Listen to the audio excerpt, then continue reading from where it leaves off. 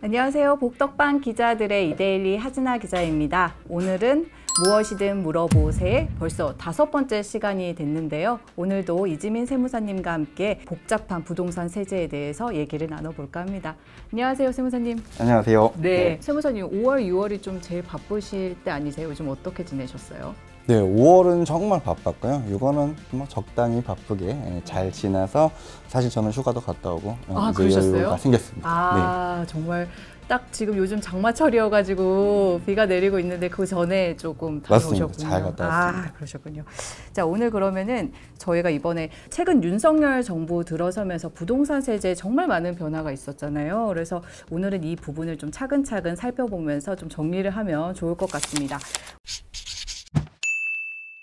우선 그 다주택자에 대해서 달라진 세제가 있거든요. 좀 어떤 게 구체적으로 있을까요? 아무래도 다주택자와 관련해서 가장 큰 변화는 양도소득세에 있어서 다주택자 중과 규정이 1년간 유예된 것입니다. 즉 올해 2022년 5월 10일부터 2023년 5월 9일까지 1년간 다주택자라 할지라도 양도소득세를 계산할 때 일반적인 세금 계산 방식에 따라서 세금 계산을 할 수 있게 되었습니다. 즉 장기보유 특별공제 적용이 배제됐던 것이 최대 30%까지 장기보유 특별공제를 적용할 수 있고, 또 일반 세율의 20%, 30%가 가산되는 세율이 아닌 일반적인 세율만 적용해서 양도소득세를 계산할 수 있게 되었습니다. 그런데 이런 규정은 최소한 2년은 보유한 주택에만 해당이 되는 것이고, 2년도 채 보유하지 않은 주택이라면 당초 규정대로 1년 미만인 경우에는 77%, 2년 미만인 경우는 66% 고율의 세율이 적용되게 됩니다. 종합부동산세도 조금 변화가 있었잖아요. 다주택자, 물론 1세대 1주택자도 마찬가지지만 종합부동산세에 있어서도 종합부동산세를 계산할 때 공정시장가액 비율을 적용하게 되는데, 이 공정시장가액 비율이 현행 100%였습니다. 그런데 이번 대책에 따라서 그 100%가 60%로 인하해서 계산하게 됩니다. 일반적으로 100%가 60%가 되면 세금도 60%가 되지 않을까 생각하지만, 누진세율 체계에서는 이렇게 60%로 인하가 된다 하면 그것보다 훨씬 더 낮은 세금이 적용되므로 꽤나 큰 혜택이 아닐 수 없습니다. 그러면 이거 좀 금액적으로 저희가 좀 이해가 딱 되게 그 어느 정도의 절감 효과가 있는지 한번 설명해 주세요. 양도소득세의 경우에는 예를 들어서 3주택자가 10년 동안 보유하던 주택이 처음 샀을 때보다 약 10억 원 정도가 올랐다면, 올해 5월 9일 이전에 팔았다면 3주택 중과 규정이 적용되면서 양도소득세가 약 7억 5천만 원 정도가 계산됩니다. 굉장히 큰 세금인데요. 만약에 5월 10일 이후에 중과가 유예가 된다라고 하면 약 3억 2천만 원으로 상당히 줄어든 세금으로 과세가 되게 됩니다. 지금 두 개를 비교해보면 약 4억 2천만 원이면 굉장히 큰 세금의 절감 효과가 일어날 수 있습니다. 그리고 종합부동산세 같은 경우에도 예를 들어서 2주택자, 10억 원짜리 주택, 10억 원짜리 주택 두 채를 가지고 있으신 분이 종합부동산세를 계산하면 현행세법에 따라서 계산하면 약 3,100만 원이란 굉장히 큰 세금이 부과가 되는데, 대책에 따라서 공정시장가액 비율이 100%에서 60%로 인하가 되면 종합부동산세가 약 1,400만 원 정도로 인하된 금액이 됩니다. 절감 효과로 따지면 약 1,700만 원이면 큰 혜택을 받을 수 있습니다. 거의 세금이 반으로 줄어드는데요. 그렇죠. 60%지만 반 이상의 절감 효과가 있습니다. 그렇군요. 그러니까 정리하자면 다주택자는 일단은 기본 세율만 적용이 되는 거고요. 네, 그죠? 맞습니다. 거기다가 이제 장기보유 특별공제까지 더불어서 혜택을 받을 수 있는 이런 구조라고 보면 되겠네요. 그렇습니다. 양도세 같은 네. 경우에는. 그렇군요. 그럼 1가구 1주택자 같은 경우에도 이제 비과세 기준이 되는 보유 거주기간 산정 기준도 이번에 좀 달라졌잖아요. 그래서 요거 조금 헷갈리시는 분들 많으신 것 같은데 설명 좀 부탁드릴게요. 1세대 1주택 비과세 규정을 적용하고자 한다면 최소 2년 동안 보유를 해야 됩니다. 물론 조정 대상 지역에 있는 주택이라면 2년 거주도 해야 됩니다. 이렇게 기간을 계산할 때 과거 세법에서는 최종 1주택이 된 때부터 시작해서 기간 계산을 했습니다. 즉 중간에 다른 주택을 사고 팔았다라고 하면은 3주택, 2주택, 1주택이 된 때부터 다시 계산을 했어야 됩니다. 예전에 보유기간이 2년이었던지 상관없이 1주택이 된 때부터 다시 계산하는 복잡한 규정이었는데요.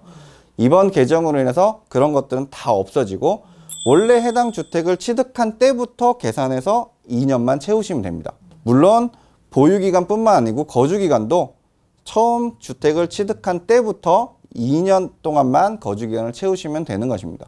중간에 다른 주택을 사고 판 것과는 이제 무관한 것이 된 것입니다. 그러니까 예전에는 다주택자면 세 채를 갖고 있으면 한 채 딱 남았을 때 그때 다시 보유기간 산정하고 거주기간을 산정을 했는데 지금은 그 집을 언제부터 샀는지부터 그때부터 계산한다. 이렇게 그렇죠.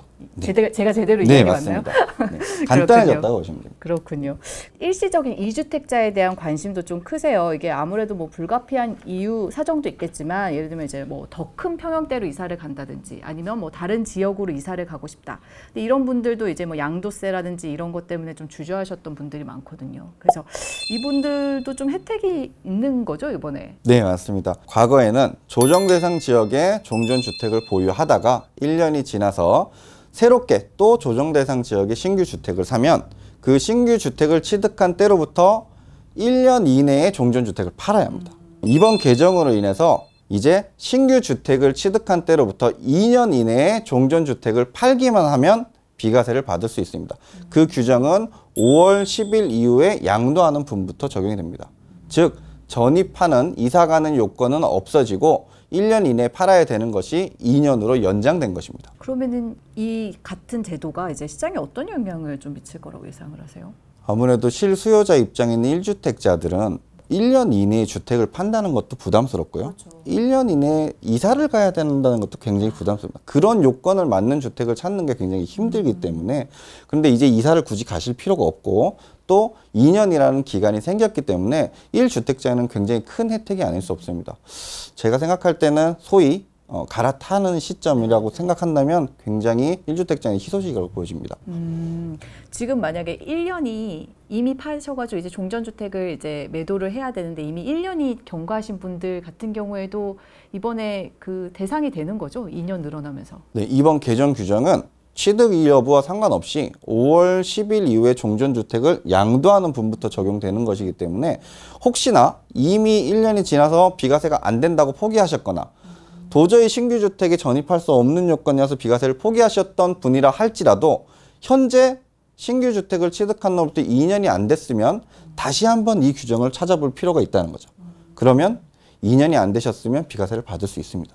본인이 좀 대상이 아니지 않았을까라고 생각하시는 분들도 한번 좀 상담을 받아보시고 조건을 좀 따져보시면 좋을 수도 있겠네요. 네, 맞습니다. 그리고 특히 이번에 아까 저희가 다주택자에 대해서 이제 보유세 좀 살펴봤는데 사실은 제일 가장 큰 혜택을 보는 게 사실 1가구 1주택자가 아닌가 싶어요. 그래서 이것도 한번 좀 정리를 해주시면 좋을 것 같아요. 현재 1세대 1주택자 보유세에서 재산세부터 말씀을 드리면 재산세도 아까 종합부동산세 계산하듯이 공정시장가액 비율을 적용하는데 현재 세법에 따라서 공정시장가액 비율이 60%였습니다.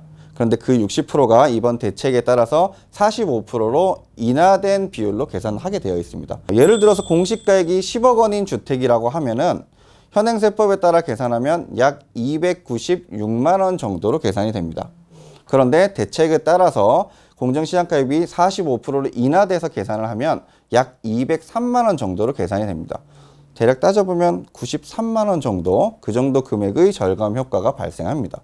또 보유세에서 대표적인 종합부동산세를 말씀드리면 과거에는 종합부동산세, 작년까지는 종합부동산세를 계산할 때 공시가격이 11억 원까지는 종합부동산세가 없었습니다.